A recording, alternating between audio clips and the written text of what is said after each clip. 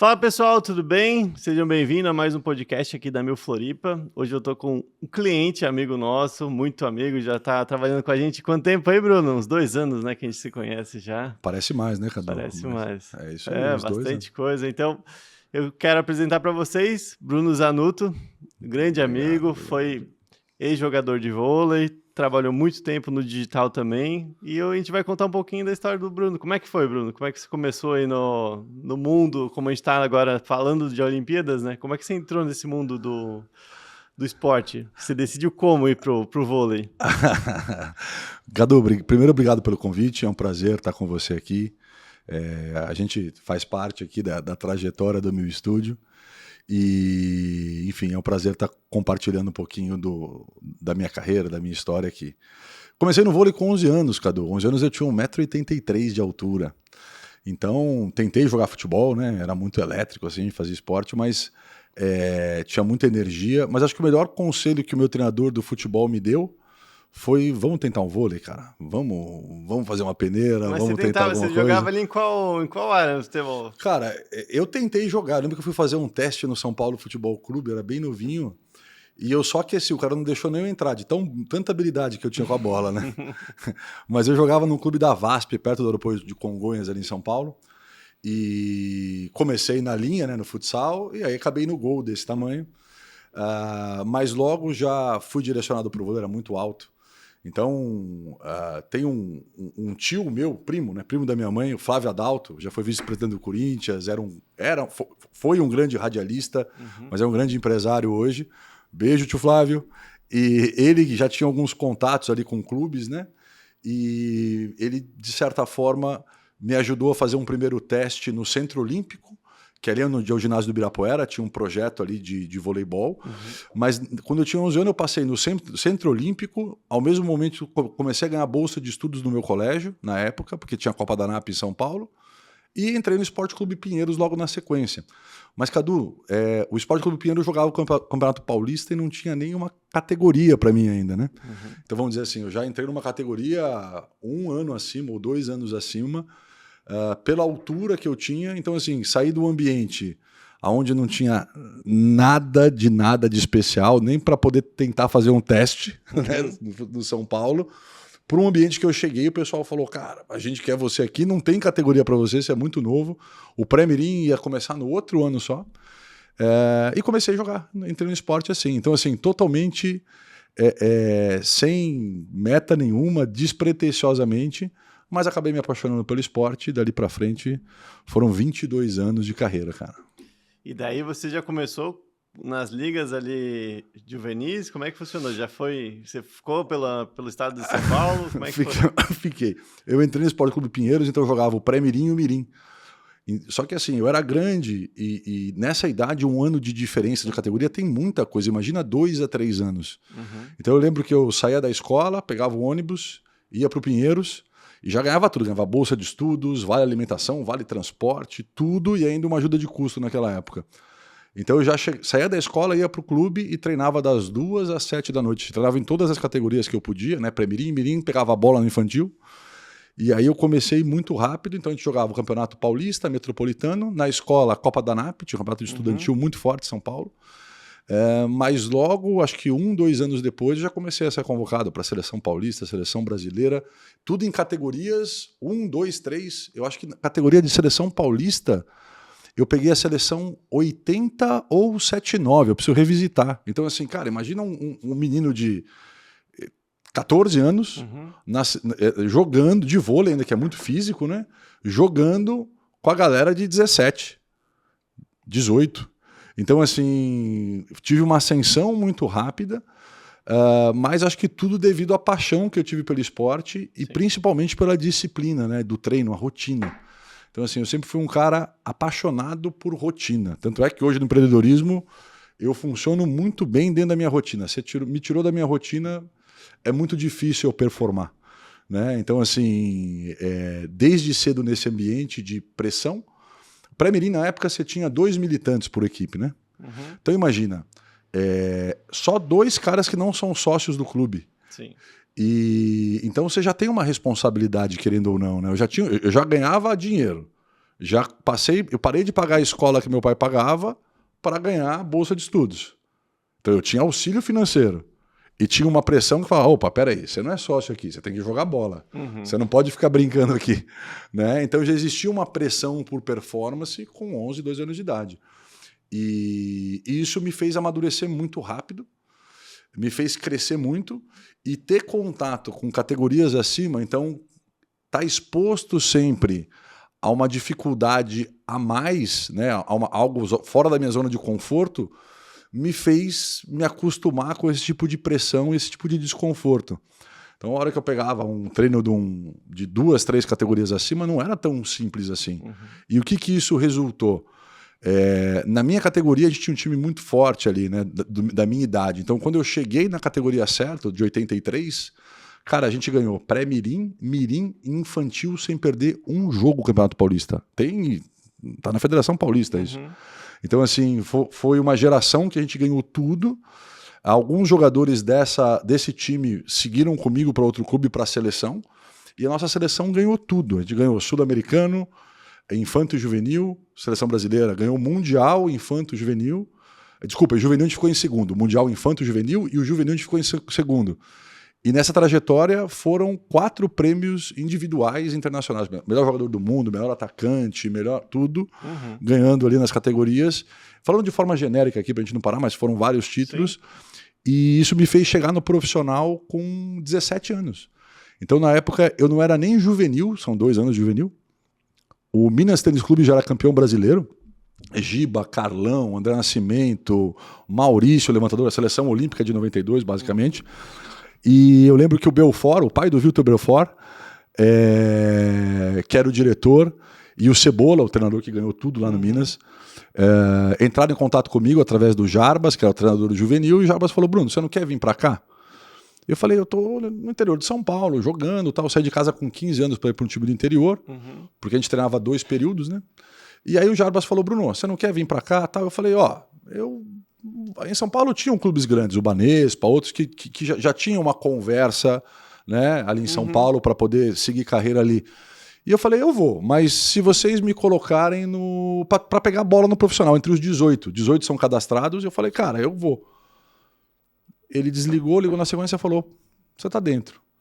E aí eu fiquei chocado, porque imagina, eu 17 anos, via Giba, Maurício, todo mundo na televisão. Os caras me ligam e falam, vem pra cá. Do nada eu tô lá com eles? Do nada. Eu lembro até hoje, quando eu cheguei no Minas, o Belfort, que é o pai do Vitor Belfort, que era o nosso diretor, me recebeu no Minas, que é uma escola, um celeiro do voleibol, e tem uma história, aquele clube impressionante. Eu cheguei, ele me recebeu e falou, Bruno, vem cá que eu vou te levar para conhecer o time. Então, no Minas Tênis, eles estavam ainda reformando o Minas, porque eles fizeram um negócio de primeiro mundo lá, de ginásio, estavam derrubando o ginásio antigo, e a academia era em cima da lanchonete da piscina. A hora que eu entrei, eu lembro que eu vi a seleção brasileira inteira, que era o time campeão brasileiro. Você imagina um garoto de 17 anos chegar num time e, opa, tudo bem? Opa, sou o Giba, tudo bem? Opa, sou o Maurício. Opa. Eu ia passando em todo mundo e olhava e falava assim, caraca, como é que eu cheguei aqui?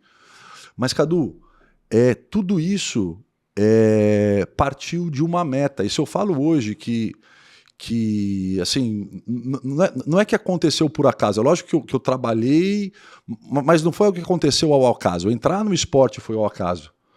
Agora, com 11, 12 anos, eu li um livro que chama Pés no Chão, Cabeça nas Estrelas, do Ari Ribeiro. E ali ele falou, cara, escreve suas metas. Aonde você está, aonde você quer chegar. Então, os meus pontos de referência quando eu era jovem era assim, eu ia para o clube, aí eu vi um cara, o Anselmo, que jogou comigo, o Anselmo Sigoli, que foi um cara da categoria de base em São Paulo, que jogou muita bola. E quem é do vôlei da minha época lembra dele. E eu lembro que eu cheguei no Pinheiros e eu vi o Anselmo com uma camisa vermelha, o Anselmo e o William levantador da seleção, que era do Minas, aposentou agora, foi campeão olímpico. Eu vi o William e o Anselmo passando com uma camiseta vermelha e eu cheguei em casa e falei, mãe, eu quero ir para a seleção paulista. Ela falou, como assim, filho? O que é isso? Eu falei, não sei, tem uma camiseta legal, os caras estavam andando, todo mundo olhava para eles no clube e tal. E aí eu coloquei como meta, ir para a seleção paulista. Aí fomos jogar um torneio, tinha um negócio que chamava Torneio Início. Cheguei no Torneio Início, o que era o Torneio Início? Todos os times da capital, ou daquele campeonato específico, iam para um ginásio no mesmo dia, bem cedinho, e tinha jogo um contra o outro de 1 set. E aí só semifinal e final, acho que era melhor de 3. Era só para os times se conhecerem e a partir dali iniciava o campeonato. Sim. E quando eu cheguei no torneio início, eu lembro que um jogador mais velho se machucou, eu era 3 anos mais novo, eu acho. E aí eu tô lá perfilado, né, com o clube e tal. Aí uma premiação. E eu tô lá quieto, a hora que eu olho, vamos entregar aqui pro pessoal que foi campeão mundial, com a seleção brasileira. E eu olhei pro lado e falei, vem cá, mas tem seleção brasileira aí? Uhum. E os caras falaram, tem. O André Eloy, o Quibinho, que jogava com a gente, foi o melhor levantador, o melhor sacador. Fulano foi o melhor atacante. E aí eu olhei, cheguei em casa e falei, quero ser. Então, assim, criei uma rotina para mim no esporte dentro disso. Então eu falei, cara, eu quero chegar aqui. Aonde eu tô hoje? Eu não era bom tecnicamente, Cadu. Não era. Assim, na minha época, o grandão era o bobão, né? O sem coordenação. Não tinha. Então, eu coloquei na minha cabeça que eu tinha que chegar até lá, de alguma forma. Então, como é que era o meu processo? Eu falei, o meu treinador sempre falava, o Silvio Forte, ele formou muitos jogadores e ele falava para mim assim, Bruno, primeiro perna e depois você vai desenvolver a técnica. Você tem que chegar bem de perna primeiro. A técnica eu resolvo aqui, mas você tem que cuidar. Porque a categoria de base não tem um preparador físico específico que vai cuidar, ainda mais naquela época. Então o Silvio passava um treino e eu fazia sozinho. Eu lembro que o pessoal ia correr, dar uma volta no Pinheiros e molhava a camisa para falar que correu. E, cara, eu chegava antes, e mesmo dia que não tinha, eu estava fazendo preparação física, fisioterapia, que eu tinha um problema ali por ter crescido muito rápido de joelho, de articulação. Então, assim, cara, eu me preparei muito para aquilo. Então, assim, não foi por acaso. Então, por acaso eu encontrei o vôlei. Mas depois que eu me apaixonei pelo esporte e comecei a me desenvolver através do esporte, porque o esporte traz isso, eu comecei a colocar algumas metas sabendo muito bem onde eu estava. E isso passou por, em algum momento, eu escrevi que queria ser o melhor atacante do mundo para ganhar aquele troféu. Uhum. E aí, agora, olha que louco, né? Um garoto de São Paulo... escrever, quero ser o melhor. Assim, como assim você quer ser o melhor? Para você estar numa seleção brasileira, você tem que primeiro estar num time, depois ser titular do seu time. Esse time você tem que se destacar e ele também tem que ir bem. Aí você tem que ir para uma seleção paulista. Você também tem que estar num time competitivo.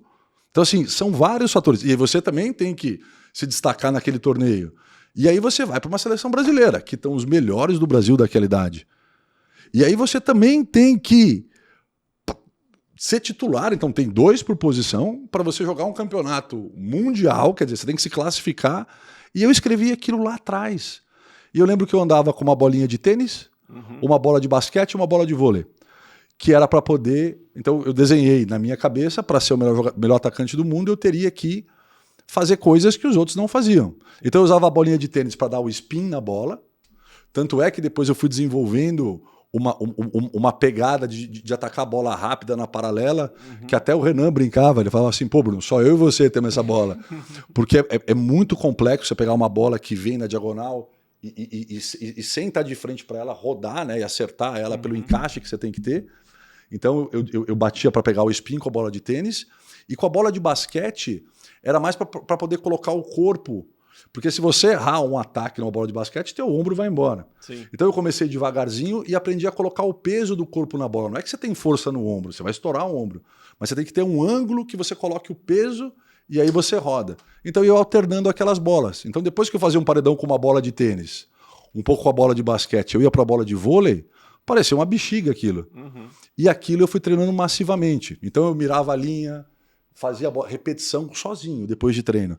E fiquei anos fazendo isso. Anos e anos e anos, até chegar ali. Eu lembro que eu fiz isso até, basicamente, chegar na parte do infanto juvenil. Então, eu lembro que de garoto, até eu sair de casa, dos 11 ali até os 15, era todo santo dia. Foi muito treinamento, né? Muito treinamento. Então, assim, e rotina. Então eu já tinha aquela minha visão que outras pessoas... Você imagina, chegar para o menino e falar assim, você vai fazer 1000 bolas por dia. Então assim, é uma coisa que... E outra também, uma coisa muito empírica, né? Não teve nenhum treinador que veio, não teve... Fui eu no papel, falei, cara, o que eu vou fazer? Ou o que eu preciso para ser isso? Então eu comecei a desenvolver fisicamente, desenvolver dessa forma, e aí eu desenvolvi, acho que as minhas características mais fortes, que eram a disciplina de determinação dentro de campo. Então, assim, sempre fui um cara de poder estar ali com o time a todo momento, principalmente em treinamento. né? E rotina, e puxar, um cara que puxava muito a equipe. Mas, do outro lado, tecnicamente, o que me salvou foi me desenvolver muito fisicamente e ser um bom atacante. Porque era aí que eu tinha um diferencial grande. Então, assim, não foi um grande bloqueador. Bloqueava bem? Ok, jogava em alto nível. Então tinha que fazer tudo. Mas, assim, não era um exímio passador. Mas a gente tem um atacante de força e o atacante técnico. Então, assim, eu conseguia compor um bom passe. Então, jogar com, de repente, um outro atacante de força, a gente perdia um pouco no passe, mas, quer dizer, eu conseguia ser encaixado nos times bons. Sim. E foi isso que me fez chegar rápido a uma ascensão. Então, depois disso, acho que 22 anos ou 23 anos, eu tive uma experiência fora do país e a carreira vai, mas com 27 anos eu fui para a Itália. Né? Não, 27 não, com 23 anos eu fui para a Itália, logo quando eu casei. E tive a felicidade de fazer um All-Star Game. Então, a Itália é a nossa NBA, né? Então, eu cheguei, já fiz All-Star Game, a gente ficou em terceiro na Copa Itália. Então, assim, foi muito rápido tudo. Até chegar um momento... E daí você estava jogando pela Itália? Não, aí estava jogando pelo Brasil, mas num clube italiano. Entendi. Eu era brasileiro. Então, eu fiz toda a categoria de base pela seleção brasileira. Tive convocações na seleção principal, mas eu me naturalizei italiano com 30 anos. Né? Então, assim, eu vi que não dava mais. A gente tinha uma seleção muito forte no Brasil. O Bernardo tinha as opções dele. E naquela época o Brasil podia fazer 3 seleções que ia para uma Olimpíada e acho que dava do pódio de 4, pelo menos 2 daquelas 3 ou 3 estariam no pódio. E o que eu estou falando não é pretensão nenhuma. A gente tinha jogadores que eram campeões italianos, campeões europeus, campeões do mundo, melhor jogador nas competições, nas posições deles, e não estavam na seleção. Sim. Só que a nossa seleção estava ganhando tudo.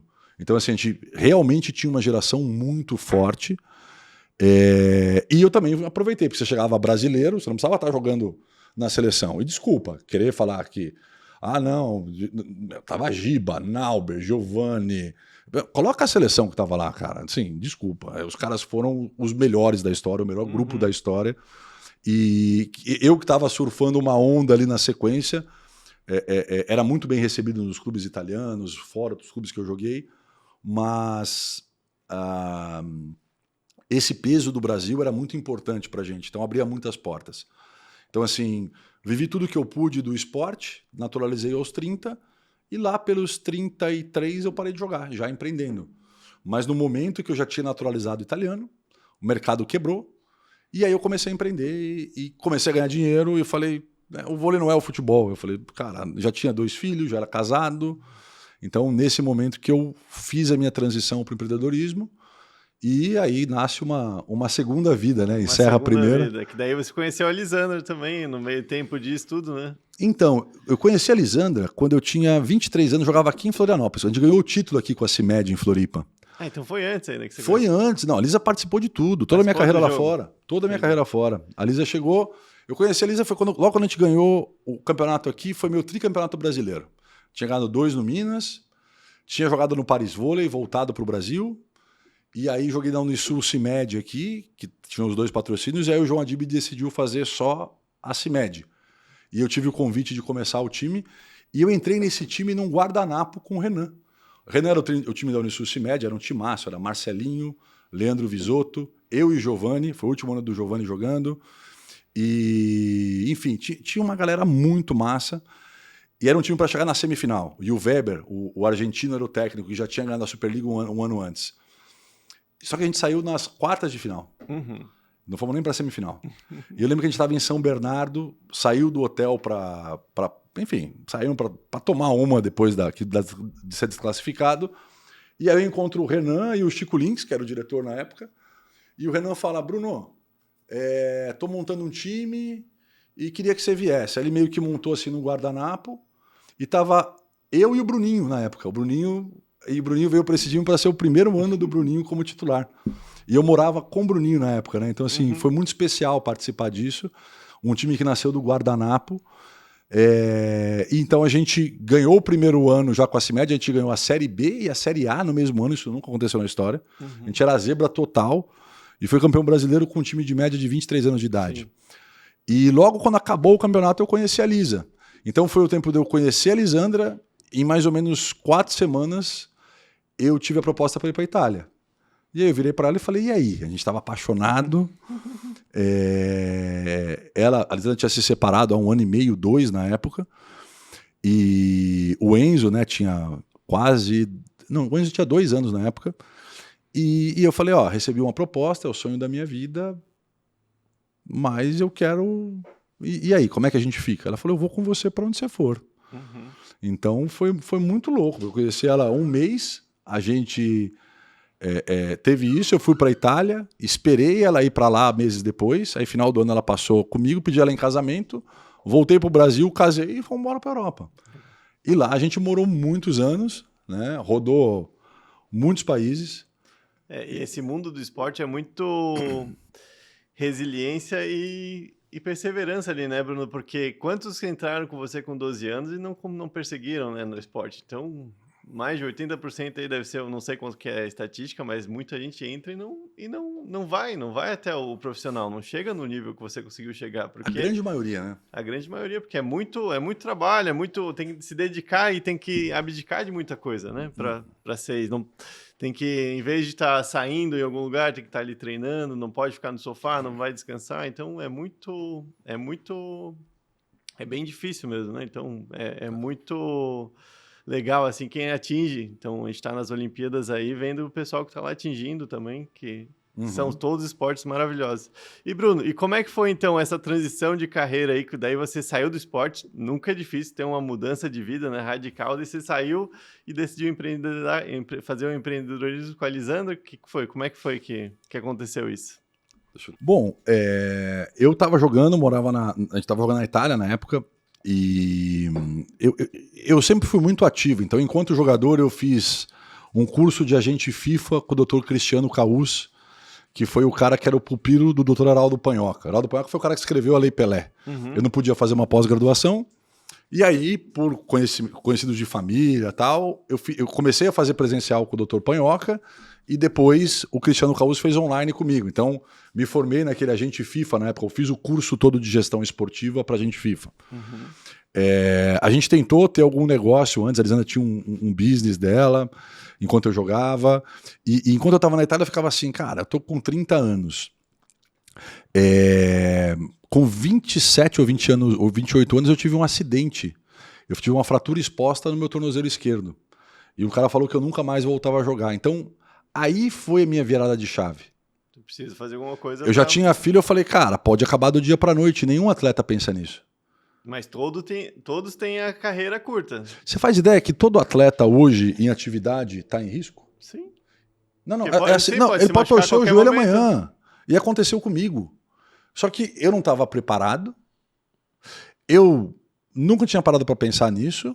Então, quando eu tive um acidente nesse porte, uma fratura exposta, e eu lembro que eu estava numa cidade próxima a Varsóvia, e eu fui operado pelo médico do Comitê Olímpico Polonês.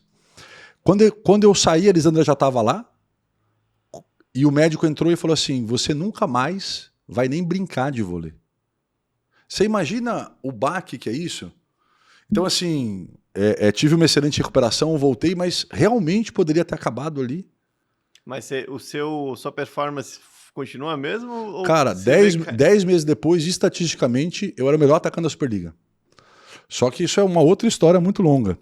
Mas eu quase perdi a perna, tive uma cirurgia, tive uma infecção na cirurgia, quer dizer, no acidente, né? Não foi uma cirurgia, eles costuraram ali. E tive uma dificuldade muito grande na recuperação de lá. Então, assim, eu já tinha um bichinho de falar assim, opa, cara, eu ganhava dinheiro desde 11 anos de idade. E eu não tinha guardado. Você entende? Então, assim, a hora que eu cheguei ali, eu não tinha uma reserva para falar, bom, vou começar a vida de novo. E esse bichinho me picou. Então, eu comecei a... Assim, já tinha um drive, um chip que ficava assim, cara, não vai dar. Você vai jogar? Tá, mas mesmo que seja mais 10, 15 anos. E daí? E depois? Na minha época, um cara de 60 anos era velho. Já tinha uma aparência de velho, cansado, né? Você lembra? Os seus tio-avô, cara, bisavô, nossa, tinha 60 anos, era... Né? Então, assim, fora pensar o que eu ia fazer depois do esporte, eu olhava e falava assim, peraí, mas e se eu viver até os 80, até os 100? Como é que vai ser? Eu paro nos 30 ou nos 35. O que eu vou fazer depois? Aumentou muito a perspectiva de vida. Então eu já ficava com isso na cabeça. E eu ficava na Itália buscando franquia para trazer para o Brasil. E eu lembro que eu conversei com uma em Nápoles que chamava Rosso Pomodoro, que tem no Italy em São Paulo. Não sei se o Italy fechou ou não, mas enfim. Já tinha conversado com os caras antes mesmo de vir para cá. E estava olhando, eu falei, cara, já nessa veia de querer empreender. E vindo para o Brasil, eu estava de férias aqui em Florianópolis, tinha uns 2 meses de férias. E uma amiga em comum, minha, da Lisandra, estava num evento em Balneário. E ela falou, vem cá, vocês não querem vir jantar com a gente aqui? E a gente foi para esse evento, sem saber o que era. E, Cadu, era o primeiro evento de marketing digital do Érico Rocha. Era um mastermind, então ele fez um evento, e aí ele criou um mastermind, e ali estava o JP, dono da Hotmart, estava o Vinícius Possebon começando, Chris Franklin, Conrado Adolfo, o Érico, e fora uma galera assim, que estourou o marketing digital lá atrás, que começou tudo isso. Então, assim, os caras que realmente começaram esse movimento aqui, nesse segmento de lançamento educacional e tal, né? Mas foram os caras que impulsionaram tudo isso. E eu lembro que eu sentei numa mesa, na minha frente estava o Gilberto Chaves, que é um empresário do ramo de inglês, tava o Érico do meu lado, o Gilberto, essa amiga nossa e a Elisandra. E aí eles falaram assim, cara, você não vai fazer nada não, no digital? E eu lembro que eu estava tão desconfortável com aquilo que eu olhei e falei assim, cara, parece que... Sabe aquelas convenções que você vai e paga para ficar? Eu falei, cara, não. Sabe? Eu falei, eu tô meio desconfortável. Sem preconceito nenhum, só estava desconfortável. Porque não era o seu mundo também, você saiu completamente do... O Gilberto falou assim, Bruno, o que você vai fazer semana que vem? Eu falei, eu tô de férias. Ele falou, vamos fazer o seguinte, você quer ir para São Caetano? Eu vou te receber na Universidade de Inglês. E o Gilberto já tinha tido uma franquia de inglês muito grande na época e ele usava faixas nos faróis para anunciar. Ele era muito bom de marketing, muito bom, muito bom. Só que aí a Marta Suplicy proibiu as faixas, ele não podia mais anunciar. Então ele se reinventou e fez a Universidade do Inglês. Então assim, foi a primeira grande escola de línguas do Brasil que escalou no digital. Ele falou, vamos para lá. Chego no centro de São Caetano na semana seguinte, um prédio de 6 andares, no centrão. A hora que eu entro, eu não vou lembrar se é 3 ou 4 andares, só do Gilberto. Eu falei, cara, o que é isso? O que é esse marketing digital? Eu lembro que na época ele tinha uma sala só de servidor, porque não tinha o que tem servidor online hoje. Só para armazenar as coisas dele. E aí ele sentou, desenhou, falou, cara, você vai começar por aqui. E eu voltei para a Itália, estudando, então comecei pelo Fórmula de Lançamento, o Gilberto como mentor, me direcionando, e aí a gente começou a fazer relacionamento no marketing digital. Então assim, uma coisa que eu fiz muito bem nesses 10, 8 anos de marketing digital foi relacionamento. E a gente entrou em muitos grupos de mastermind e mentoria desde o começo. Cadu, eu não tinha chance de parar para fazer uma faculdade e começar de novo, não dava. Eu tinha 2 filhos. Então, eu começava a estudar em casa e ia jogar. E eu lembro que chegou um ponto, quando eu jogava na Itália, no Vibo Valência, eles tinham as luzes em cima do ginásio, assim. E eu lembro que de tanto estudar, às vezes eu chegava no treino e a bola sumia, porque embaçava a vista, de tanto que eu lia. E aí eu saí daquelas... A Itália a gente viajava, a grande maioria dos jogos, de ônibus, porque é muito perto. Eu lembro que eu saí da turma da bagunça, que eu era o primeiro a estar com todo mundo, e comecei a estudar. Então os caras vinham e falavam, ô Bruno, eu tinha o PSP, todo mundo jogava junto. Vem cá, por que você não tá... O que você tá estudando aí? Fecha isso daí e tal. E eu falava, cara, eu tô estudando, tô trabalhando. E aí, enquanto eu jogava, a Lisandra estava se formando em psicologia. Na Itália, ela começou no Brasil, fez PUC em Minas Gerais, foi fazendo, e eu sempre apoiando, e falei, não, você não vai parar, era o sonho dela. E na Itália ela conseguiu transferir e continuar se formando. A gente se naturalizou italiano, e na verdade a gente tinha ido para a Itália para eu jogar até os 40. Eu me naturalizei, peguei passaporte para todo mundo, porque na Itália tem um número de estrangeiros, né? E eu falei, não, cara, eu vou ficar aqui para poder jogar até os 40. A Itália tem Série A1, Série A2, B1, B2, C1, quer dizer, Eu vou jogando, a hora que não der mais, eu vou baixando de categoria, mas jogo numa Série B, jogo numa Série C. Fico jogando. Mas qual que era a minha mentalidade? Todo ex-jogador da Itália está bem posicionado. Por quê? Eles vão fazendo isso, ou arrumam alguma sociedade esportiva, que são os clubes para trabalhar, ou eles se formam enquanto jogam, porque a universidade lá é excelente pública, né? E os meus filhos tinham escola, tudo, o clube bancava tudo. Eu falei, cara, era totalmente diferente a realidade. E eu fui para isso. Só que no meio do caminho, enquanto eu vinha estudando, a Itália quebrou, Cadu. A Itália quebrou de um jeito que não foi assim, Bruno, vamos baixar 10% do seu salário. Foi assim, cara, eu lembro que eu fui fazer uma temporada em Dubai, tinha essas temporadas de férias, o campeonato parava tipo 3 a 4 meses.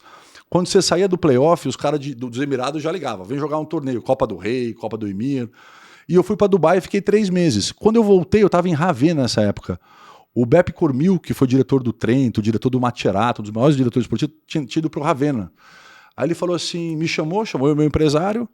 Eu lembro que ele fez assim, Bruno, ó, esse aqui é o seu contrato. Assim mesmo, dia de aniversário da Maria Clara. Era aniversário da Maria, ela estava no bife, não era um bife, era um lugarzinho assim, esperando que a gente chamou os amiguinhos dela. Eu fui para a reunião e ia para lá. Ele falou, ó, eu tinha um contrato longo com eles. Esse aqui é o seu contrato. Esse aqui é o nosso time. Eu contratei ele com o seu contrato. Nós não temos mais dinheiro. Assim, não cabe mais manter você aqui. Assim, 3 minutos de conversa. Ah, não, então eu vou ficar aqui. Você vai ficar na arquibancada e eu não vou pagar o seu salário até, se você quiser ir por esse caminho, até a gente arrumar uma negociação para você. Então, ou você entra em negociação na próxima janela e segue o seu caminho, ou assim, a gente não tem mais dinheiro, acabou. E a Itália quebrou de uma forma violenta, assim. A maioria dos clubes reduziram os salários assim, 70%, 60%, 80%. E aí, por eu ainda ter um contrato amarrado, eu consegui me realocar em outro clube, fui para o sul da Itália, já não era um clube mais tão grande, né? E aí começou também um pouco da minha frustração, né? Eu já não podia mais voltar para o Brasil. Não é que não podia, o transfer para pagar para o Brasil era maior que o contrato. Eu como jogador italiano. Maior contrato é forma de dizer, mas era muito, pesava muito. Lá não estava desse jeito. Né? Não tava as mil maravilhas, já não tinha mais recurso. E não dava. O que eles ofereciam não tinha condições. E aí a gente tinha outros países, tipo Turquia, França, que pagavam bem. Mas eu olhei e falei, cara, isso aqui é trocar tempo por dinheiro. Eu passava o mês bem, morava na Europa, mas não fazia um pé de meia, que não era o nosso plano inicial. Mas do outro lado a gente começou a empreender, cara. E aí começou a dar dinheiro. E do nada começou a dar mais dinheiro que o vôlei. Aí eu falei, opa, peraí. Tava na época com quase 33, eu parei com 33. Eu falei, cara, se eu parar aqui, eu tenho gás para ir. Agora, se eu parar com 40 anos, quanto tempo eu vou ter para errar? Eu não tenho tempo para errar quando eu paro com 40, 45 anos. Tem menos tempo. Porque eu não tenho mais gás. Agora, se eu tenho energia, dá para ir. Então a gente mergulhou de cabeça. Foi um momento que a Elisandra se formou. Eu fiz mais um ano na Itália, num clube legal, foi super bacana esse ano. A gente ganhou a Copa Itália também, foi super legal com o Vibo. E ali eu decidi parar. Voltei para o Brasil e comecei a trabalhar. No meio do caminho veio uma proposta para o Egito, para o Al Ahly do Egito, que é aquele que joga o Mundial de Clubes e tal. Desculpa, na verdade tinha um contrato com o Al Hilal, que o Neymar está agora. Que era março, a gente ganhou a Copa Itália em março, o contrato era em agosto. Eu cheguei em agosto, eles quebraram o contrato. Fiquei lá 2 semanas. O campeonato não começava mais de 1 mês e meio, começava em novembro. Eles queriam recalcular. E é assim, 2 dias o cara falou, ó, pode ir embora. Não quer recalcular contrato, pode ir embora. Não tinha janela na Itália, não tinha como voltar para o Brasil. E aí veio essa proposta para jogar o Mundial de Clubes pelo Al Ahly, que ia ser em Belo Horizonte. Então eu fui para o Egito, fiquei um período, vim jogar o Mundial, os caras falaram, cara, fica a temporada lá. Sim. Cadu, foi uma das piores experiências da minha vida, morar 1 ano lá. E assim, com todo respeito, mas assim, foi muito duro. O Egito estava em conflito com a Rússia na época. Então, assim, para eu chegar no treino, eu passava de 2, dependendo do caminho, 2 a 3 checkpoints. Mas aí foi todo mundo pra lá, Bruno? Foi só você? Cara, na boa, só eu. E eu fui, eles ainda falavam assim, manda uma foto de onde você tá. Eu falava, não vou mandar. Não vou. Até o dia que ela foi para lá. E ela foi, eu falei, não traz as crianças, por essa tensão que estava rodando, esse conflito. Não estava acontecendo nada no Cairo. Mas qualquer lugar que você fosse entrar, era detector de metais, uma padaria, detector de metais, segurança. E outra, era muito displicente a forma que você passava no checkpoint, porque tinha os meninos, assim, com um fuzil, assim, você passava com um negócio na tua cabeça, assim, o dia inteiro. Então, assim, eu não ia colocar meus filhos no lugar desse. Sim. Né? E aí tinha acontecido um massacre com as 2 maiores torcidas de futebol na época do Al Ahly com outro time, eu não vou lembrar agora, e morreram, sei lá, 100, 200 pessoas. Então, o campeonato dos outros esportes também do voleibol, eles eram feitos fora da cidade, fechados num ginásio que só tinha os clubes e a TV. Ou, eu não lembro nem se tinha TV ali. Mas eram só os clubes, fechado, jogava e ia embora. Ficava lá uma semana, então assim, não tinha nem... Sabe, assim, era uma pressão, Cadu. Era um negócio muito, muito punk. Sorte que tinham mais 2 brasileiros, o Manius e o Atos, que foram 2 parceiraços, e pela rivalidade dos clubes, a gente tinha que se encontrar escondido nos cafés. Porque, imagina assim, ó, Palmeiras e Corinthians, os 2 caras estão tomando café, não pode. Sim. Né? A torcida, então assim, e eles são bem, então assim, a gente tinha que, a gente sabe separar, nós somos brasileiros, estamos fora do país, a gente tem que se relacionar com alguém. Então, eu fiquei esse período lá e foi aí que eu fui perdendo a vontade de voltar e tentar jogar. Mas nesse tempo que eu fiquei lá, a gente treinava das 10 da noite a 1 da manhã. Olha que louco isso. Não é um país de voleibol profissional, né? E assim, é muito difícil a estrutura. Então, assim, eu fui porque era a opção que eu tinha. E ali, eu comecei a falar, ou eu faço virar o digital, que é a minha única chance, ou vai dar muito ruim. Então a Lisandra começou a fazer o projeto dela, e eu lembro que eu comecei a falar sobre um produto que na verdade nasceu do encontro que eu fui de mentoria, que uma pessoa falou, Bruno, eu queria correr, não sei correr, você não pode me ajudar, mas eu queria a sua mentalidade. E aí o Vitor Damasio, não sei se você conhece ele, mas é um dos caras das antigas também, falou, você tem que vender mentalidade, cara. Aí eu falei, beleza. Aí eu montei mentalidade esportiva. Montei o TM Run, treino mental para corredores. A gente botou 2.400 alunos acho que em 8 meses para dentro. Legal. Eu lembro que eu fiz um Periscope, na época tinha um Periscope, lembra? E comecei a falar disso e abri vaga. Entrou R$10 mil na minha conta. E naquela época, sei lá, eu como jogador ganhava 35 mil por mês. Numa live, R$10 mil. Eu falei, cara, tem alguma coisa aí. 8 encontros e tal. Eu falei, deixa eu gravar esse produto e botar no perpétuo. A gente começou a escalar, comecei a escrever para o Runner's World, um monte de revista no Brasil, fiz palestra para Boa Forma em São Paulo, comecei a virar meio que uma referência nisso, e a galera que entrou no treinamento começou a ter resultado. Então tem o Luciano Alves, que é ultramaratonista brasileiro, está ranqueado mundial entre os 10 mundiais. Eu lembro que ele me ligou todo emocionado, falou, cara, só você me entende. Porque eu não tinha corrido uma maratona igual uma ultramaratona, mas eu sabia o que era uma rotina estressante e treinar 8 horas por dia. Então, assim, eu desenvolvi aquilo que eu acreditava que fosse fazer uma pessoa correr uma quadra, começar a correr continuamente, no nível mental, como que ela tem que ser o diálogo interno dela, o que ela tem que focar, o que é dor muscular, dor articular, como é que ela tem que suportar aquilo. Né? Comecei a ajudar as pessoas a entenderem como é que ela analisa a corrida dela, a evolução dela. Então, nada técnico, esquece. Só mentalidade. E aí começou a entrar atleta, a galera começou a ir para maratona de Boston, maratona não sei da onde, e os caras começaram a correr. E eu tenho até hoje o grupo no Facebook, que eu parei de fazer isso, mas, cara, tinha um monte de depoimento de gente colocando, consegui, obrigado, não sei o quê. E isso começou a rodar. E esse foi o meu primeiro passo, assim. Então, quando começou a entrar essa verba, e a Elisandra começou no projeto dela... Foi vocês dois ao mesmo tempo ali, um no seu projeto, cada um montaram a empresa junto. Mas aí depois a gente teve que fazer uma escolha de qual projeto a gente iria escalar. E essa, de repente, foi uma escolha que Foi a que a gente fez naquele momento. Que eu deixei esse projeto e entrei no bastidor com a Lisandra. Então, assim, você imagina, sempre acostumado com exposição de mídia, sempre acostumado com a pressão, holofote, tá? Eu vou pro bastidor de um projeto depois de parar de jogar.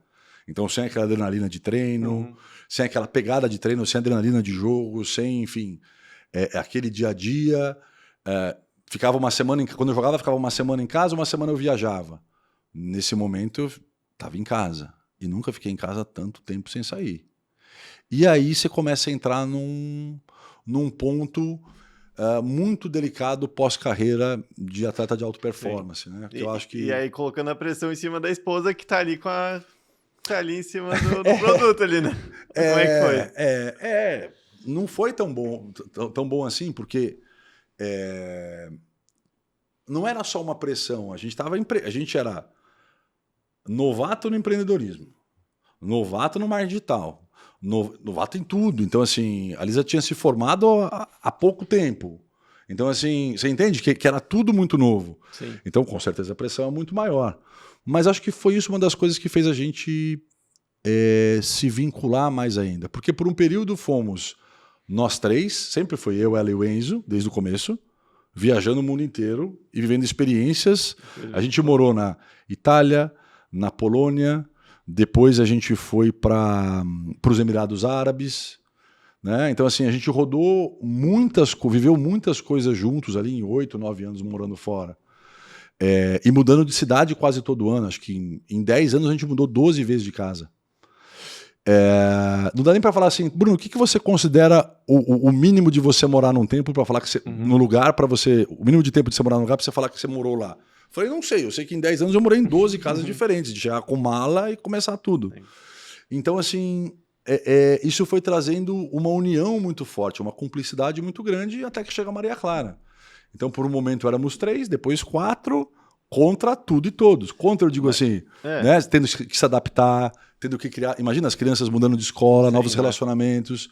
Só que isso trouxe um skill muito forte, né? Assim, uma certa crosta assim, de poder se adaptar, renovar, começar de novo, que eu acho que é tudo que eu trago nessa veia empreendedora hoje, né? Então... Mas assim, daí vocês criaram uma empresa de sucesso, foi a Vortex, que teve sucesso ali, tem até hoje, com a Lisandra Zanutto e o Bruno, ali nos bastidores, e ainda não para de escalar. Só que agora o Bruno decidiu se separar da Vortex e começar É legal, é engraçado se separar da Vortex. Cara, vamos lá. É um momento assim meio... assim, você faz uma empresa, vive ela visceralmente e de repente ela existe sem você. Assim, no momento ela depende totalmente de você e daqui a pouco ela começa a andar e você olha e fala assim, cara...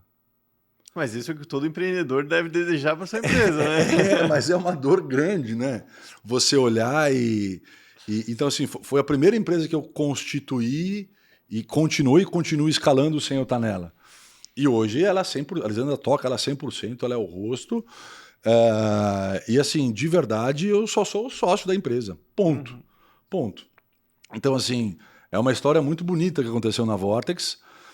Mas também chegou um ponto que não dava mais. Assim, o projeto já era muito a cara da Lisandra, já era a Lisandra em si, né? E aí, assim...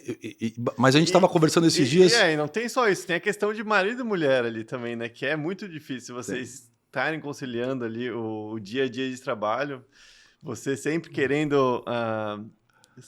colocando a pressão ali na lista de fazer as coisas também, então não é fácil, né Bruno? Ter essa empresa em casal assim. É difícil, né? A Lisa é do universo psi, né? É uma das maiores especialistas em relacionamentos do Brasil, né? E acho que por essa habilidade dela que a gente conseguiu passar por tudo isso. Mas assim... eu sempre vim com assim, a vida inteira esportiva, trabalhando com homens, com pressão, com, sabe, uma agressividade muito grande. E a Vortex, basicamente, é formada por mulheres, né? Então, assim, tinha um contraste grande. Mas elas entendiam, o time entendia que precisava eu estar ali, né? Precisava um pouco daquele. Então a gente tentou, em vários momentos, tira um pouco o Bruno, aí a performance cai e volta o Bruno. E vem aqui e vai lá. E eu sempre deixei claro que o meu desejo não era ficar na Vortex, porque a Vortex é o desejo da Lisandra, era o desejo da Lisandra, né? Então nesse ponto, eu precisava pensar em o que eu ia fazer depois. Mas eu tive mais uma experiência no meio do caminho, que foi uma oportunidade que o digital me trouxe. No meio do caminho que eu estava com a Vortex, apareceu uma empresa de tecnologia aqui no Sul, e de blockchain, e eu levei essa empresa para a Suíça, para Crypto Valley. Uhum. Então foi um case muito legal, dizendo assim, se você sabe bem o digital, entende um pouco de estrutura de negócio, você está pronto para ajudar muita gente. Sim. Ou para fazer bons negócios. E ali eu lembro que a gente foi para Crypto Valley, para Zug. Então eu fiz toda a parte de internacionalização da empresa, toda a parte de captação de investidores, e a gente foi para fora. No final, dei um out dessa empresa, mas foi uma experiência muito grande, né? Sair dessa empresa e tive muito aprendizado em tudo que aconteceu. Mas no retorno, eu falei assim, eu não quero mais ter uma empresa de educação ou um produto que eu seja a cara. Quer dizer assim, todo dia eu tenho que acordar e o produto seja eu. Vamos lá, eu estou falando isso porque há anos atrás não se tinha essa visão de você criar uma empresa de educação e vender. Era infoprodutor, você ligava, fazia live, você vendia, você não aparecia, você não vendia nada. Então assim, era visceral aquilo. Então, assim, eu falava assim, eu não quero isso para mim, eu quero uma empresa que eu possa ter um valuation, que eu possa vender a empresa, ou que eu possa pegar tudo que eu aprendi e montar uma operação e voltar para a operação e falar, putz, preciso arrumar aqui, preciso melhorar o marketing, preciso ajustar isso aqui no marketing, preciso arrumar isso aqui nas vendas, preciso arrumar estruturalmente a empresa. Então, toda a bagagem técnica que eu fui recebendo nesses últimos anos, porque, Cadu, todo dia eu estou estudando há 10 anos. Sim. Então é curso de gestão, é curso de gestão estratégica, é curso de visão a longo prazo. Então, assim, tudo que você imaginar que eu podia fazer nesse contexto e das oportunidades que eu fui escolhendo ali, eu fui escolhendo diversos setores para estruturar essa empresa.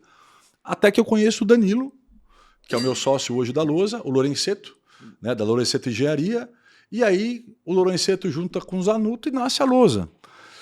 Basicamente, uma empresa de inovação na construção civil. O Danilo já estava há 15 anos nesse mercado, mas trabalhando num setor de Minha Casa Minha Vida, como consultoria e empreiteira, né? Sim. Como construtora.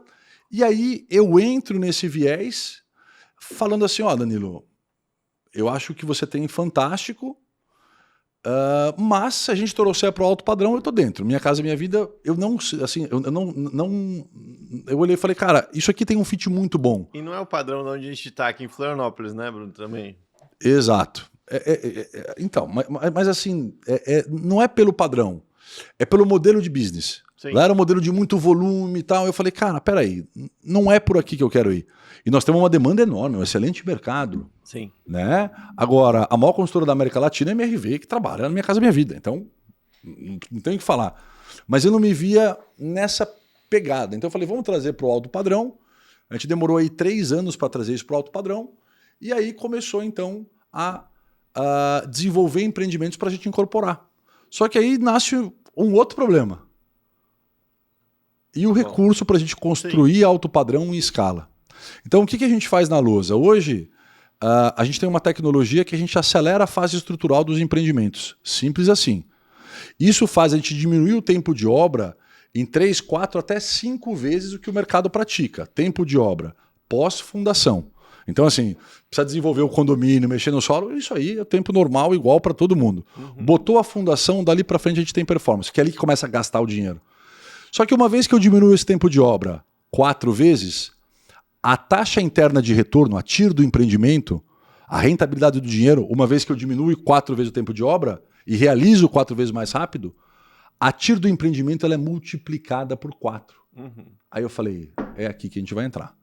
Então, quando a gente entrou nisso e começou a desenvolver o projeto, primeiro a gente precisava validar a fase estrutural, e aí a Lorenzeto tinha vários clientes, inclusive A gente passou a dar uma consultoria de forma, a Lorenzeto deu uma consultoria de forma para a Procava em Balneário em 2021. A Du Empreendimentos do Neymar, que o Neymar aportou agora, que é do Nordeste, é cliente da Lorenzeto há muitos anos. Então, assim, toda a inteligência construtiva, o Lorenzeto, de uma forma ou outra, ou ajudando numa consultoria de forma, ou entregando a fase cinza, de muitas consultorias, fase cinza é toda a fase estrutural da casa, era isso que ele já vinha fazendo há muito tempo. E aí eu falei, opa, vamos então trazer o nosso modelo, porque a gente tem inteligência dentro de casa. E aí nasceu a Lousa, aonde esse produto virou um produto financeiro. Então a gente olhou, tá, o produto a gente entrega, é a construção civil, é o mercado, né? Sim. Tá aí o mercado. Apesar de a gente construir com muita qualidade o que a gente faz e com uma arquitetura que o modelo construtivo permite que ninguém consegue copiar. Porque a gente não tem viga, não tem pilastra, então assim, abertura de vãos e os projetos são maravilhosos. Mas a minha pegada nisso foi, tá, eu tenho que fazer girar esse modelo. E aí, de uma hora para outra, começou a aparecer um projeto atrás do outro. Assim, demorou muito, Cadu. Foram 2 anos tomando não, batendo cabeça. É muito não, né? Então muito. Aí vem a resiliência do esporte. Então é muito não atrás do outro ali. E lembra que eu falei para você que eu anotava as coisas? Uhum. Então, em certo momento eu falei assim, quer saber? A gente não sabia muito assim, tava tudo acontecendo junto, vocês vão fazer prédio, vocês vão fazer casa. Eu falei, quer saber? Dá aqui um papel. O que eu quero? O que eu quero no sentido assim? Bati com o Danilo, tá, qual que é a nossa visão de negócio? Eu falei, então deixa eu colocar no papel. E comecei a escrever. Cadu, a gente colocou a primeira meta final do ano passado para 3 anos de projeção. A gente tinha um número mágico de atingir de VGV. Nós estamos em agosto. Eu já tenho assinado 1,8 que eu tinha para 3 anos. Uhum. Então, assim, e era um número que eu ia escrever para 2 anos de VGV, eu até tremi, falei, não, vou colocar em 3 que não vai dar. Uhum. Cara, já está assinado, já está rodando. Então, assim, foi muito rápido. Só que depois que a gente assinou esse segundo projeto maior, a gente fez o primeiro em Floripa, que está lançando agora. Aí a gente pegou um outro projeto em Sergipe, que é uma área frente-mar. Uhum. São 64 hectares frente-mar. É um produto que a gente vai desenvolver com profissionais de gabarito. Então, assim, o que eu aprendi a fazer nesse meio tempo e empreendendo sozinho lá atrás? Eu aprendi que eu não sei tudo. E que ou a gente monta uma equipe muito bem estruturada, ou não vai rolar, cara. Sim. E aí eu comecei a montar um baita time.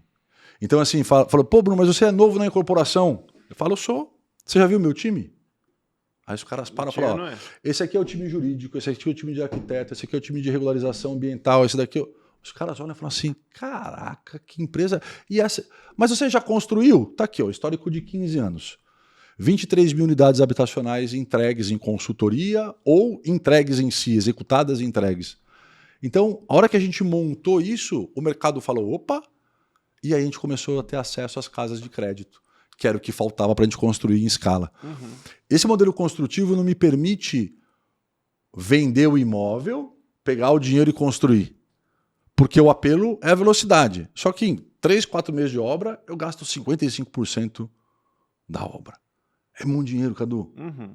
Isso eu ia gastar tipo em 10, 12, às vezes 14, 16 meses, dependendo do projeto. É muito rápido. Então, assim, e o modelo construtivo, ele tem um ponto muito forte. Sai caro esse time. Essa metodologia, ela é cara. Só que a gente tem previsibilidade, precisão e performance. Quer dizer, se eu entro no pilar da performance e tenho que esticar a obra, ficou caro e é inviável trabalhar. Então, a gente foi desenvolvendo e batendo cabeça e teve uma entrada estrutural do Cláudio Vernalha na empresa, que é da história da VLMA, que já era um amigo pessoal, de estruturação societária. Então, assim, que mudou o nosso jogo para conversa com os fundos. E eu preciso reconhecer isso, que apesar de ele ser um grande amigo, é um excelente profissional, dos melhores que eu conheço, num formato de SA. E a gente estruturou toda a empresa e a partir dali começou a decolar de um jeito assim muito legal.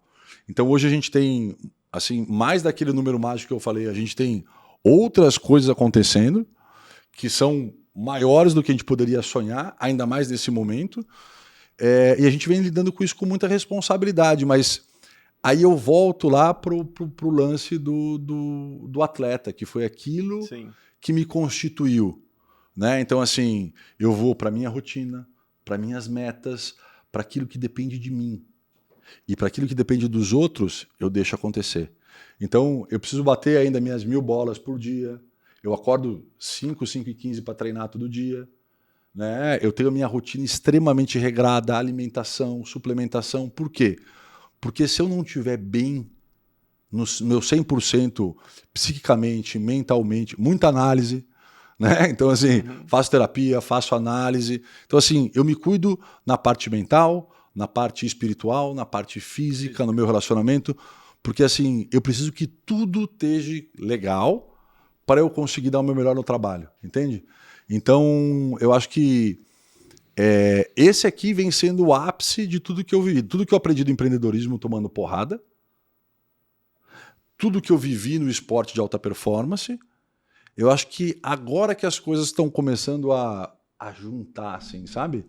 E Bruno, eu fiz um vídeo, acho que foi 1 ano e pouco, 2 anos atrás, que eram umas casas sendo demolidas no Campeche. Deu 5 milhões de visualizações no meu Instagram. E aí eu queria uma dica sua, Bruno. O que não fazer para acontecer isso com as pessoas que estão investindo? Porque ali o que aconteceu? Acho que no caso eram 12 casas. As 12 casas foram demolidas porque não estava regular, então não estava regular na prefeitura. Uhum. Parece que o terreno não tinha sido regularizado ali. Poderia vir a ser regulamentado, mas como o engenheiro ali da obra, o pessoal que estava fazendo a construção, não seguiu as regras, não foi na prefeitura, não interrompeu a obra, a prefeitura decidiu, certo ou errado, e decidiu demolir. Então, o que você acha que a pessoa tem que fazer antes de ver ali? O que ela tem que analisar, Bruno, para não cair nisso aqui em Floripa? Não é só em Floripa, né? No Brasil todo. Brasil todo. Então, assim, vamos lá. Um projeto que está regularizado na prefeitura e foi demolido, a primeira coisa não estava regularizado na prefeitura ou ele não cumpriu o que era para cumprir. Se ele não cumpriu aquilo que ele tinha de aprovação e construiu a mais numa área de preservação ou acima do potencial construtivo, é isso que a prefeitura vai fazer, não só aqui, em qualquer lugar do Brasil. Se chega a extremo, não sei. Então, como é que você faz para evitar isso? E assim, eu não conheço a realidade, não sei qual empresa que você está falando. Eu lembro que eu vi o vídeo, mas eu não me aprofundei. Mas se eles estavam irregulares... Estava irregular.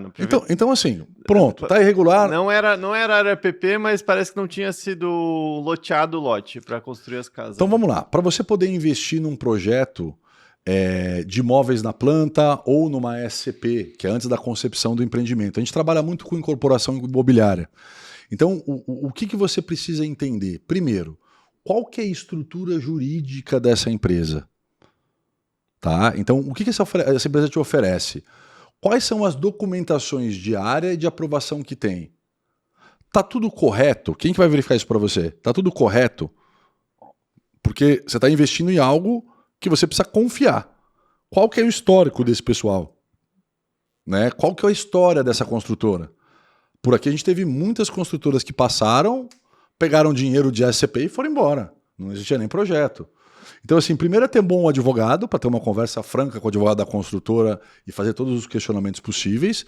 Segundo, tem um combo de documentação que você precisa ter de regularização. E terceiro, é entender se aquilo é mesmo mercado e fugir de promessas milagrosas. Né? Se está muito mais barato do que a região tem de valor, até alguma coisa tem diferente, né? Porque ali, se eu não me engano, acho que as casas eram 600 mil e as casas ao redor eram tudo a partir de 1 milhão e pouco, no mesmo padrão.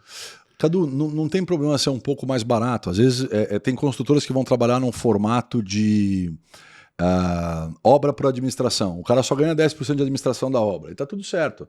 Quer dizer assim, tem o custo da obra em si, os sócios se juntam numa SPE, certo? E aquela construtora só gerencia a obra e pega 10%. O ganho dele é esse, ele não corre risco de venda. Então tem modelos que fica muito mais barato. Mas você tem que entender qual é a estrutura disso. Então vamos lá, para você poder se dar bem no mercado imobiliário, hoje o mercado não é mais para amadores.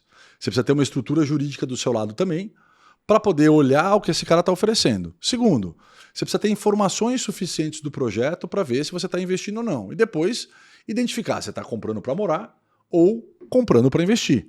Então, dentro disso que você vai fazer a sua análise, dentro desses indicadores que você vai fazer a sua análise. Mas com certeza a estrutura jurídica é a primeira para ser olhada. Eu lembro que meu pai, em 1995, se eu não me engano, 97, ele comprou um apartamento da Encol aqui em Juruena Internacional. Aqueles lotes que faliram ali bem no shopping, no Open Shopping ali de Juruena Internacional. Então ali ele comprou, daí ficou, acho que deu 2, 3 anos, a Encol faliu porque estava sendo usado o dinheiro dali para pagar lá em Porto Alegre. Pronto. E ali, do nada, a gente recebeu a notícia, até o vendedor que tinha vendido o apartamento perguntou se ele queria migrar para um apartamento que já estava em construção, o prédio, porque o que ele tinha comprado realmente não estava parado, literalmente parado. E aí ele migrou para um apartamento que estava mais em construção, mas mesmo assim ele ficou, acho que 8 anos parado a obra, para depois de 8 anos ganhar na justiça, receber o apartamento, receber o prédio, o bloco todos os condôminos ali receberam entrar na justiça para receber esse empreendimento. E aí eles tocaram a obra. Então, depois de, acho que 20 anos, meu pai já tinha falecido, a gente teve o apartamento lá. Mas foi um problemão, só que ali já era um outro caso. Era outros anos, a empresa não tinha a regulamentação, quer dizer, não tinha não tinha o seguro, né? Hoje em dia, acho que é obrigatório. Então, vamos lá. Como é que a gente trabalha hoje, Cadu? Antigamente tinha muito um formato de SPE no mercado. Ainda tem esse formato. É um formato legal, mas ele é um formato um pouco travado no sentido de você poder trabalhar com diferentes sócios ou diferentes rodadas de capitais de sócios em diferentes momentos do empreendimento. Vamos dizer assim, se você entra day zero e quer comprar 10% do empreendimento, que esses 10% seja 1 milhão, eu não posso receber um sócio daqui a 6 meses com o projeto aprovado que vai comprar os mesmos 10% por 1 milhão. Como é que você vai se sentir? Então você concorda que a gente tem que trabalhar com rodadas de investidores que sejam coerentes para você poder priorizar o investidor que entrou primeiro. Esse é o nosso princípio básico. Então nós não trabalhamos com SPE, nós trabalhamos com uma SA. Então a gente constitui uma SA e essa empresa vai buscar os sócios, que geralmente estão no nosso relacionamento, pessoas que vão chegando para a gente, no perfil de investidores, e aí a gente monta um projeto e aí a gente consegue, pela nossa previsibilidade e precisão, ter já um custo do metro quadrado meio que travado, mesmo que um pouco inflacionado ainda, porque até virar o projeto vai correndo inflação. Então a gente trava esse projeto e fala, vamos para o mercado? Hoje o metro quadrado aqui é 15 mil reais, tá bom? Você vai comprar esse apartamento aqui, ou você vai comprar tantos metros desse empreendimento, ou vai comprar um pedaço desse imóvel a 8 mil reais. Então a gente não tem nenhuma promessa de ganho futuro. O que eu faço nesse momento de incorporação, trazer os investidores com deságio, com desconto, mas ele já estando alocado dentro da SA as unidades. Então a ação dele está vinculada ao imóvel X. Ok. Esse cara tem...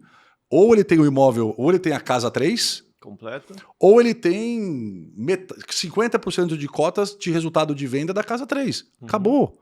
Então esse cara já sabe o que ele está comprando, o deságio, e ele pode acompanhar a evolução do mercado. Porque daqui a pouco ele fala, cara, na região tem um apartamento e tal. Esse cara começa a vivenciar com a gente aquela expectativa. Então a gente teve, por exemplo, num primeiro projeto, um investidor que entrou na SA e a gente vendeu um metro quadrado a 7,5. Naquela época era um empreendimento grande e a gente acabou mudando o empreendimento e manteve a proporção dele igual no empreendimento. Ele entrou a 7,5 metro quadrado, a gente estava considerando vender a 12. Só que o nosso projeto demorou pra caramba para ser aprovado, ambiental em Floripa e tal, e ele correu o risco. Mas o que aconteceu nesse período? A gente fez uma análise do projeto agora e a gente foi para o altíssimo padrão nele, então gerou muito valor no empreendimento. A análise de mercado que a gente fez bateu 17,9, Cadu. De 7,5 para 17,9. Então, assim, aqui não era um risco de quebrar, de nada, porque quando a gente faz a SA, nós não colocamos a mão nesse dinheiro. Esse dinheiro entra na SA. Esse dinheiro não é da lousa. Esse dinheiro é do empreendimento. Então, a gente trabalha com uma governança, com gestão, com toda uma equipe para gerenciar a SA. Então, a gente tem conselho, tem tudo. Então, assim, É um modelo extremamente profissional. Por quê? Eu preciso que esse investidor esteja seguro. Realmente existem fatores que podem demorar e atrasar uma obra. Por exemplo, Florianópolis, o ambiental trava. Você vai aprovar um condomínio, trava. O projeto demora para aprovar.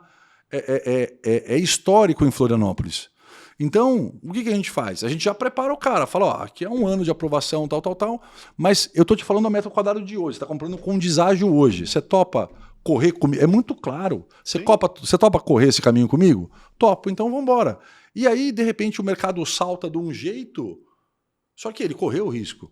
Então a gente tem um primeiro round de investimento e depois a gente faz um pré-lançamento para investidores, que aí é uma outra forma. Esse investidor trabalha quase que alavancado. Por quê? Esse time de obra que eu te falei, que é muito rápido, eu não posso depender do dinheiro das vendas para construir, certo? Não dá para pegar um imóvel e falar assim, você quer comprar um imóvel na planta? Quero. Me dá 60% de entrada, mas não dá. Mesmo que eu vá construir rápido, eu vou perder muito a força de vendas. Então a gente traz, a gente chama de fundos, mas na verdade são casas de crédito, startups que cedem crédito para investir para construtoras, e a gente pluga eles dos projetos. Então eu tenho um dinheiro ativo rodando, quer dizer, eu tenho esse dinheiro da obra, e isso me permite fazer uma baita oferta no mercado. Então, quando eu vou para uma proposta de mercado, eu consigo fazer o cara me pagar até ele receber a casa, 25%, 30% da casa. Que alto padrão que você compra assim. Então, nós temos um apelo comercial violento de um lado, porque imagina você comprar uma casa de alto padrão. Você não vai precisar pagar ela na planta toda. Você vai pagar 30% e vai financiar o resto, só que em 8 meses você está nela. Em 12 meses você está nela. Então hoje a gente tem um contrato padrão de 16 meses de entrega de obra. Isso não existe no mercado. E geralmente o pessoal fala, tá, pode ter uma lei que pode atrasar, mas o nosso está previsto em contrato que eu posso entregar a partir de 8. Tá bom para você? Então assim, a gente já chega para o cara e fala, eu posso entregar a partir de 8 meses. Quer dizer, você precisa quitar até aqui e depois você financia. Fechou? Fechou. Passo na análise de crédito, nós temos um cliente final. Então esse modelo que a gente criou, a gente teve que tomar quase dois anos de não de fundos. E, cara, quem me conhece em São Paulo... Não é fácil entrar com um modelo diferente, né? Sempre as pessoas querem aquilo que já tá... Cara, o pessoal vinha, não passava a planilha, não olhava. Até que a gente recebeu os investidores privados e começou o primeiro empreendimento. E aí falou, opa, isso daqui já está diferente. Então, a gente nasceu e a gente trabalha com dinheiro de terceiros, né? Trabalha com bons e grandes investidores, principalmente para esse próximo projeto agora de Sergipe, está sendo muito legal essa captação. E agora a gente está em negociação com projetos maiores na região, justamente por essa credibilidade que a gente trouxe. Então hoje a nossa estrutura para de pé, não é só para o investidor, pessoa física, para de pé para fundos ou grupos de investidores que precisam, que aportam geralmente, mas precisam de algo profissional. Então, assim, isso já traz uma segurança muito grande. Né? O investidor que entra aqui, ele já sabe que a gente tem capital para finalizar a obra e que esse dinheiro está lá. Então, a Lousa já nasce com uma mentalidade diferente no mercado e já trazendo uma performance acima da média, porque no final, tempo é dinheiro. Né? E o que a gente faz é acelerar esse retorno do empreendimento.